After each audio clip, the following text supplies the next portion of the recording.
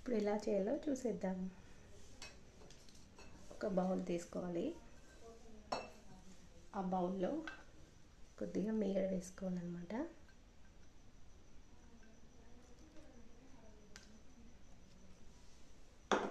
తర్వాత వచ్చేసేసి C vitamin tablet వేసేసుకోవాలి.